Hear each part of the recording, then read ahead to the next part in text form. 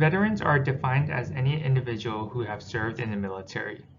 There are over 19 million veterans in the United States that have served for our country. Many of them not only face physical trauma during combat, but they also face psychological trauma that predisposes them to long-term disorders such as depression and post-traumatic stress disorder. Those who come back from combat face many daily challenges that make it difficult for them to incorporate back into the civilian lifestyle. Veterans are a vulnerable population because these challenges lead to increased risk for mental health disorders, substance abuse, physical health problems, and most importantly, suicide. Many veterans cope by abusing alcohol and using illicit drugs, which often leads to a lower quality of life and greater rate of disability. Many do not seek help from medical professionals because they believe that talking to a therapist or provider will make them look mentally and physically weak. According to the Department of Veteran Affairs, more than 60,000 United States military veterans have died by suicide within the past decade. This translates to 6,000 Americans dying per year due to suicide. When comparing veterans to normal civilian adults, it was found that veterans are 50% more likely to die by suicide due to mental health disorders, loneliness, PTSD, the lack of purpose, and substance abuse. Studies have found that veterans do have a primary care provider to address their health conditions, but rarely do they address their mental health conditions, nor do they bring up their mental health problems to the provider.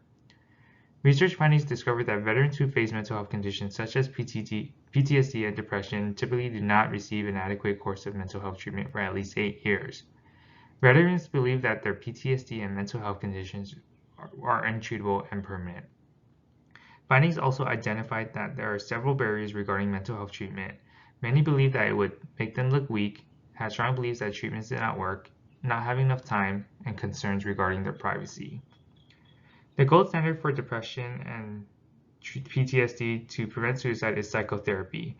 These types of therapies will allow the veterans to be heard, reflect on past and current events, voice their concerns, and build rapport with the provider. The therapy allows them to communicate and address their issue at hand, thus improving their symptoms and decreasing the thoughts of self-harm.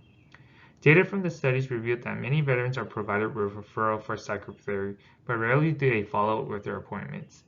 Those who do follow up with their appointments, more than one-third drop out prematurely from their assigned therapy. There is a need for more therapists who are experienced with working with veterans as a specific population. Typically with psychotherapy, there is no harm or adverse effects. The problem is that we need to identify why they are dropping out prematurely from the therapy and the barriers they face. Some of their barriers include stigmas that are attached to talking to a therapist, self-reliance, problems with transportation to facility, and lack of trust. Studies have also found that veterans drop out if they do not trust their providers, having inconsistent providers, and not getting their preferred treatment options. Veterans will also benefit from community-based health promotion programs. The Department of Veteran Affairs will often work with various communities to develop support groups and programs designed to facilitate social and self-connectedness within the veteran population.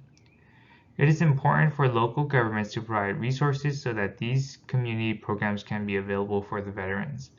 The goal is to decrease the high rates of suicide by giving veterans a sense of purpose and a group they can belong to associate with.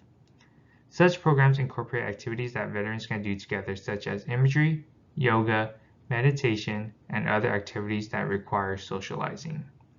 It helps facilitate social and self-connectedness as they reintegrate back into civilian life, thus reducing the risk of engaging in suicidal behaviors. The goal is to get the veterans the help they need by getting them to obtain and maintain psychotherapy.